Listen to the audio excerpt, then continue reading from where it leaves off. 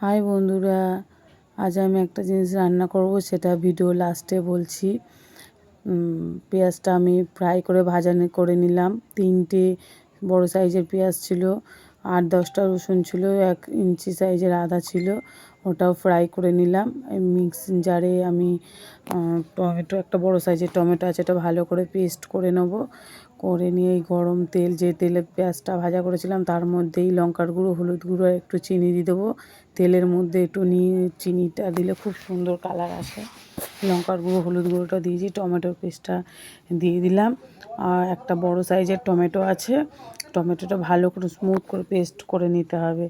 আর এই যে পেঁয়াজ যেটা ফ্রাই করে গেছিলাম, ওটা আমি পেস্ট করে নিয়েছি। ওটা দেওয়ার সময় ভিডিও করতে ভুলে গেছিলাম বন্ধুরা, কিছু মনে করবে না। আর এই যে মশলার মধ্যে জিরে গুঁড়ো, ধনে গুঁড়ো আর একটু নুন, স্বাদ মতো নুনটা দেবে। এখন অল্প করে দিলাম, এবার পরে একটু টেস্ট করে দেখে তারপরে নুনটা দিতে হবে।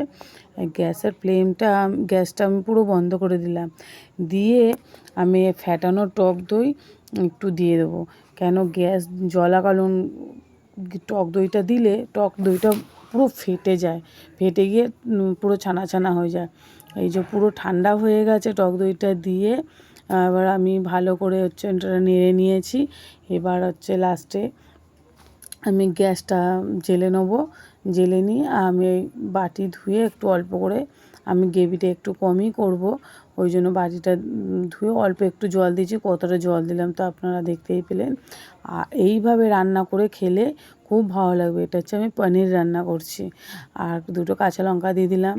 কাঁচা লঙ্কাটা দিলে লাস্টে খুব সুন্দর দেখতে লাগে, স্মেলের জন্যে দেওয়া, দেখতেও সুন্দর লাগে। পনির আমি রান্না করছি, এইভাবে পনির রান্না করে খেয়েও। আমি পনিরটা ভাজা করিনি, ফ্রাই করিনি। অনেকে ফ্রাই করে না, আমিও ফ্রাই করেই করি, তা আমি আজকে ফ্রাই না করেই করলাম। আর লাস্টে একটু কাসুরি মেথি দিয়ে দিলাম। কাসুরি মেথি দিলে খুব সুন্দর একটা স্মেল আসে।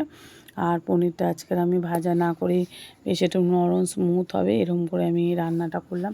এইভাবে রান্না করে খেয়ে দেখো বন্ধুরা, পনিরটা খুব ভালো। Tata, bye bye, good night.